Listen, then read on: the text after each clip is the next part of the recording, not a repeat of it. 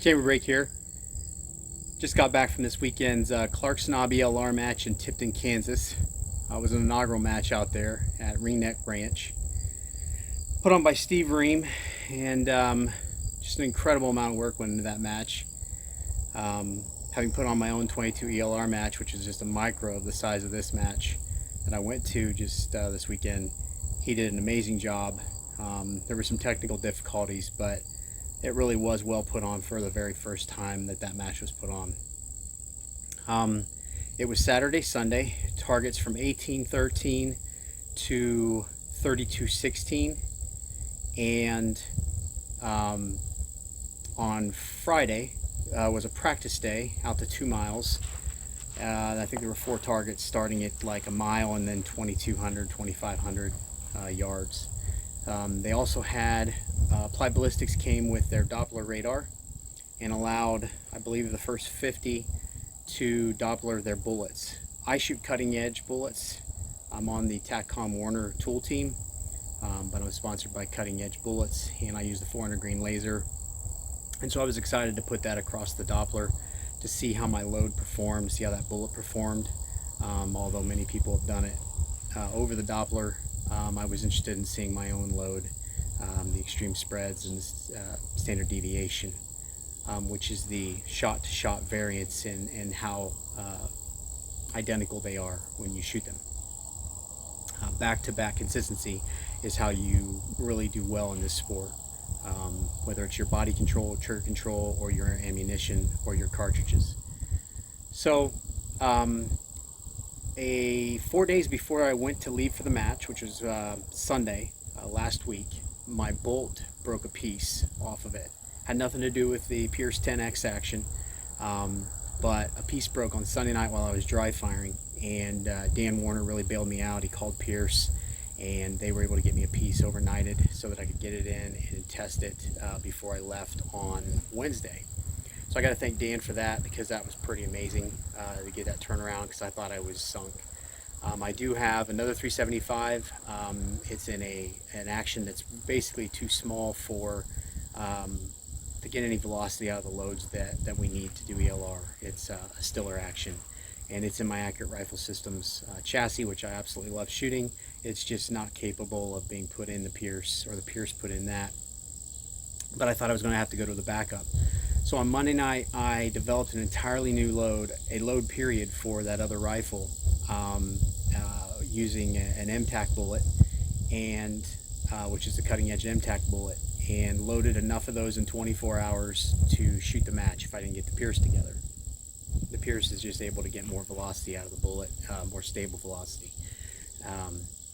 without having issues with the action. Anyway, so I got that together, went out to the match, about a 14-hour drive, went to Doppler radar day, and was very happy with the results of my load. And then did some practicing. It was extremely hot, 93, 6, and 8, I believe, was the 3 days. So pretty long and grueling practice day. Didn't do well at all, hit absolutely nothing. Couldn't see most of my shots. Just not a good day at the practice range. So not a great way to start the match, you might say. Saturday came along. On Saturday it was 1813, 1847, 2290, 2300, out to 2709. There's supposed to be 2 more targets out to 2800, but due to some technical difficulties in the morning, the match got started late, and then they pushed 2 targets into Sunday. But anyway, so I started the day. Everything was going really well with the gun beforehand. I felt really good. I've done a tremendous amount of practice on my positional control. After Raton in June at the Thunder 1.5, I really realized how much I was struggling with my position. When the front of the gun is pointed way up in the air to reach these long distances, the back of the gun comes down so that you have the ability to shoot higher and farther. Unfortunately, when I get into the position, I get way out of position because I have to get lower and lower to the ground, which isn't a real problem, but what I've discovered is my neck will only go so far up. Unfortunately, because I'm not fully prone, my neck gets basically as far as it'll go, and then I have a hard time seeing into the scope.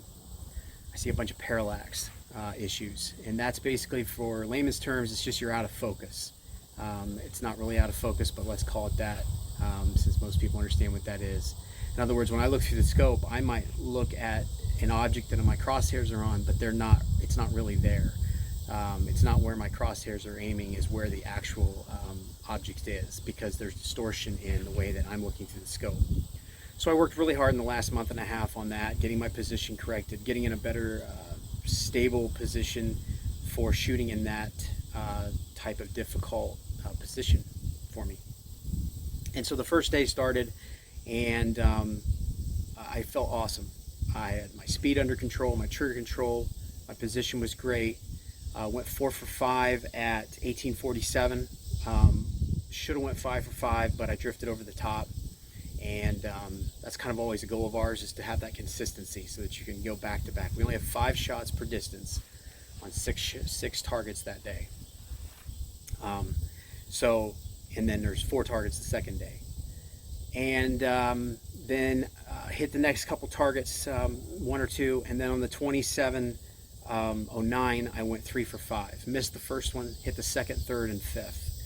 And the way the points work, the first shot is always the highest point. So if it was 1,000 yards, you get 1,000 times 5 for your first shot, which is always encourages you to hit your first shots, because in this sport, particularly ELR long range, your first shot is your only shot if you're hunting or something like that. So you get a tremendous amount of points for that. But going 3 for 5 on that 2700, which is a personal best in competition, proved to me finally that I had put together a string of consistency basically through the whole day, going 4 for 5 at 1847, that I hadn't had before. My ammunition has at times been great, but then it would lack, and I would find myself able to load very well extreme spreads and very low SDs like 1s and 2s, but then I would have seating depth issues, or what I later realized was seating depth, and my accuracy. So putting all of that together to get that consistency is how you shoot at extreme long distances. The smallest fraction of being off even the cant of the rifle, which is whether or not it's leaning left or right, because we have bubble levels on our chassis or our stocks or our optics, so that we know that we're level. All of that can influence you exponentially the farther you get out. It's kind of like a cone. So the farther the cone gets away from you, the farther the bullets go away from the target. So my first day was very successful. I was 4th out of, I want to say there were 50 or 60 in the match. I think there were, I'm not exactly sure the total number, but I was 4th place. Only 500 or 600 out of 3rd, which would have been just hit any target, and I would have been, even a single, the lowest score point target, I would have been in 3rd place. And so that was very, very encouraging. I'd put together a string of consistency at over 1,000 yard, or almost 1,000 yard difference, 2,700. So as an example, 1,760 is a mile. So that tells you just how far away that really was. Over a mile and a half, and I had put 3 out of 5 together. So the second day comes along at night, decarbon the barrel, tighten all of the screws and bolts and everything, and just check over the rifle, clean the optic. You do that every night. So I come down to the second day, which is Sunday. We now have 4 targets instead of 2. They are at a higher elevation, getting more of that where the front of the barrel has to be forward. And I go up to the line, put my gun down, and my butt plate is loose. On the back of my rifle, it has a rubber butt pad and then a butt plate that slides up and down, and it was loose. It slid left and right and up and down and couldn't be tightened in the field. It had to be disassembled and tightened. So immediately off the bat, I have a problem. We put the bag down. My team, Chris Smith and Dale Dials for the Tacom team, did an awesome job. We got into position. Never had problems with getting into position really at first, and then I get out of position. But at this day, I had trouble getting into position. I was struggling with something, and I didn't know what. And then I get looking down range, and I can't find the targets I'd been looking at for 2 days through spotting scopes. And my scope was dim and blurry, and I couldn't clear it up. And everything up until that point had been clear in all of the spotting scopes I looked through. We had great visibility for that match, and the same scope the day before. It was just not right, and so I started to get somewhat frustrated, which has happened to me when my early matches. Sometimes I get frustrated, and then that causes you lots of problems with consistency. Remember, I have to sit up and sit back down, and every one of those has to be identical. The way I sit up, how far I sit up, and how far I sit down, and how then getting back behind the rifle has to be the same every single time. So now I have a loose butt plate, and I can't see very well. So I fire my first shot, and my gun is completely off the target, which is not common for my gun and the load I have and what I've been training to control it. Basically the gun free recoiled, which is where, if you see my other videos, the gun comes back. You kind of let the gun come back as far as it wants and then go back forward. It's a forward and backward motion. I use that in smaller rifles. I have used that exclusively up until about 9 months ago when I switched on the heavy 375s to putting more poundage or more pressure on the butt pad to control the rifle better. I quit free recoiling, and the way that I was set up, the gun was free recoiling. So when it free recoils or recoils at all, it has to also be consistent. Forward, back, the same every single time. So now my gun is free recoiling, which I'm not accustomed to on this gun, and the butt pad's loose, so every time it's in my pocket, shoulder pocket differently, and every time it goes off the target, and it's blurry. So I didn't panic, but near on just was losing my composure because I was trying so hard to get into position, and when you get out of composure, then you're not focused on how to get back to where you need to be. Long story short, missed every one of them. At one point, my spotter Chris said, "You did something different on that one," and I didn't say anything at the time, but looking back on it now, yeah, it was just free recoiling differently every time, which was causing my impacts to be different every time. Something I did not have the first day at all. So I drug myself off that 2 targets, pretty defeated, got some tools, started disassembling the butt pad. It's a complex, it's not complex, but you got to take apart the rubber pad and then the sliding plate, and then tighten down the piece that had come loose. Then reassemble all that, high stress, because we don't have a lot of time between my stages. And eventually Scott McCree came over to help because he saw we were having trouble disassembling it and getting it back together. And it's not intuitive how it goes together. It's kind of difficult to actually get it to thread. Long story short, we finally got that together and got that tightened, so things I thought were in good shape. My teammate Dale had cleaned the lenses on my scope, thinking maybe that was it. And so then we go up and get in position. At that point, I realized I had my bag backwards. The bag is on an angle, and so is the gun buttstock on the bottom. And I prefer to have everything flat, so it just slides straight back, straight forward. And the way that this stock is designed, it's angled, and then your bag can be angled so that it actually, you move the bag forward and back, and it raises and lowers the gun. But it also free recoils down that slope. Or not free recoils, but recoils. In my case, it was free recoiling. But when the bag's flipped the way it's supposed to be, it actually moves too much, and I can't get a good tight pocket hold on the rifle. So I switched them around and found a very good way for me to get in position. And when I went up there for the second 2 targets, which was 2550 and 2710, I believe it was 2709, I realized that and got into position correctly. So I get into position correctly, and the target is crystal clear. This is just 15 yards from the other position. Beside where I had been laying, and my lenses weren't that dirty. Something had changed in my optic, and so I fire, and Chris was able to see, and I adjusted, and then I fire again, and my Charlie Tarak, which is attached to the front of your scope, and you've seen my other videos with this, it's threaded into your scope where the scope cap goes, and then you tighten it down with a torque screw. Then you use a magnet to put your Charlie on, and then screw the Charlie into the adapter, as it's called, so you can take your Charlie off your gun with magnets or the screws. But the adapter stays fixed in position tightly to your scope. My entire adapter and Charlie came off as one piece and flew off in the ground about 3 feet away from the recoil. And at first I thought that the Charlie itself had popped off from the adapter, but it turned out the adapter had completely come off.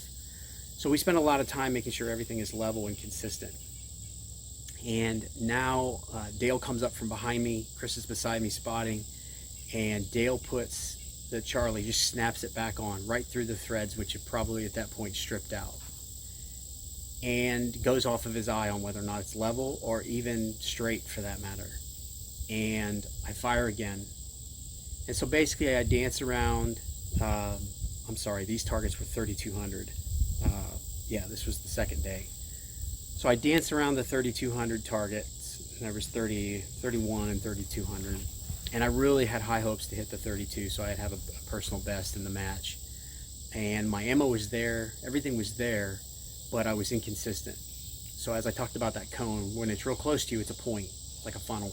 And the farther out it gets, your bullets get in a bigger spread. That's the spread of your bullets, and that's how accurate your rifle is. If it's not accurate to basically almost a bullet hole at the tip of the cone going away from you, then obviously the farther out it gets, the wider those bullets get. And mine was just inconsistent. And so I blanked the second day.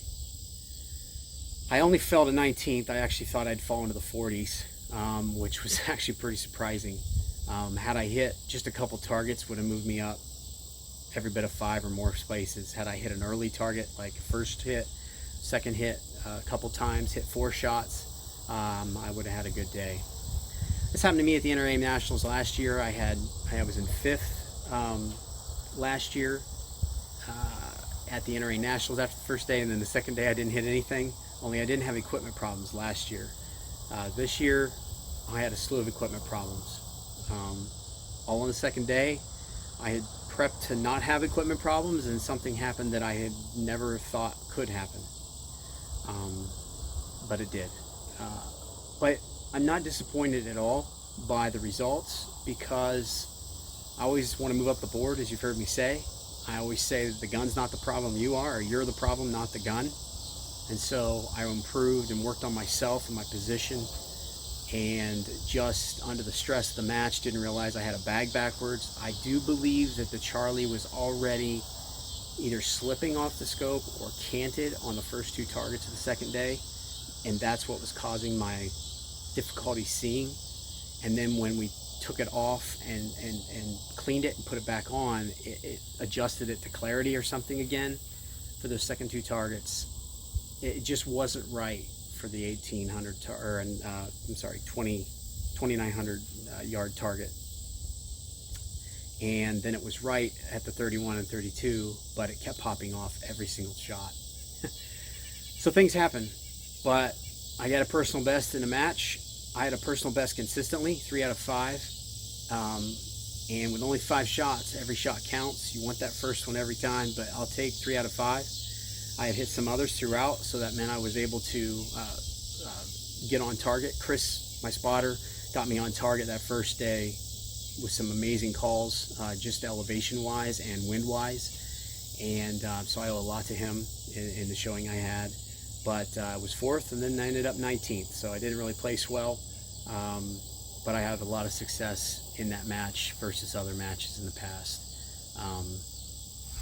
I was able to get into position correctly for a long time, do very well. The match went off a hitch. The travel went off without a hitch. Just a good match overall. So I can't thank Steve enough for just having a great match, for having me out. The team, Tacom's team, Tacom Warmer team of Chris and Dale. It was the first time we've 3 been together on a team. Chris and I have been together. We won a year and a half, 2 years ago, down at Arena, him shooting me as a spotter. And we've been through a lot of matches, a number of matches, and had some pretty wild things happen. So it went pretty well. I am leaving very positive on this one. I'm not disappointed. I mean, you always have some disappointment. Had I hit 1 or 2 of the early 3,000 yard targets, I'd have done exponentially better. Even with my gun problems, I probably still could have, but it would have been a lot of luck in that because of how wide the variance was on my accuracy was gone that second day. My load was great, all the way out past transonic, which is where it goes from super to subsonic, and that's a difficult area for some bullets because they lose stability and begin to wobble. They begin to just change direction, not change direction, but not be as accurate.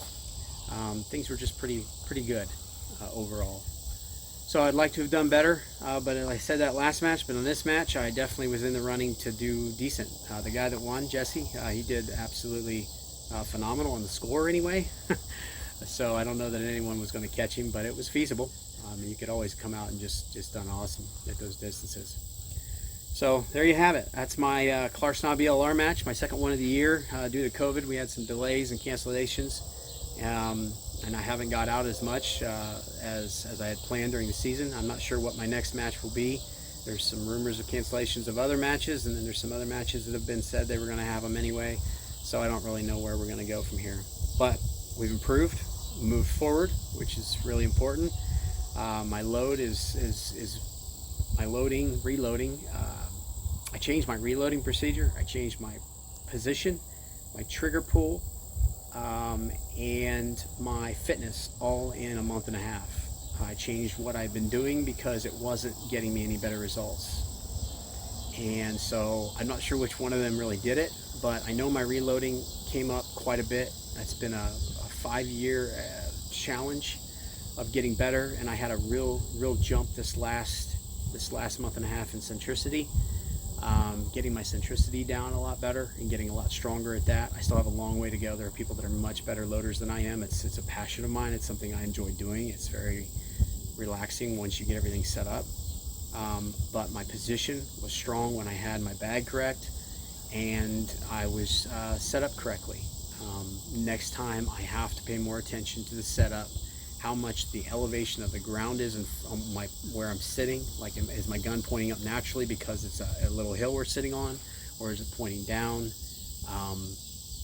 And then also my gear. I have to check my gear at the match, which I checked everything before and everything seemed fine, but I needed to really go over it with a fine-tooth comb to make sure that nothing had changed, if nothing more in the future, as peace of mind. But it was a good match, good time, great place. I definitely recommend the match. I think he's going to have 1, if not 2 next year, or so he's talking about. The facility is great. Places to stay there are good. The view is awesome. There's only 200 people in the area of Tipton. So you're out in the middle of nowhere, which I like, and I love Kansas, or central Kansas. I really like a lot. And so it just was a good time. Got any questions or comments? Don't hesitate to ask. Don't forget to like and subscribe and to share this video. If you got any questions particularly about the match, don't hesitate to reach out to me. I'll probably forward you on to the other people. There's plenty of people that were there, great friends of mine. Good to see them all again and get to hang out with them. Don't forget to share it and like and subscribe to all my services if you can. That does help me out. Forward forever, backward never. Thank you. Enjoy.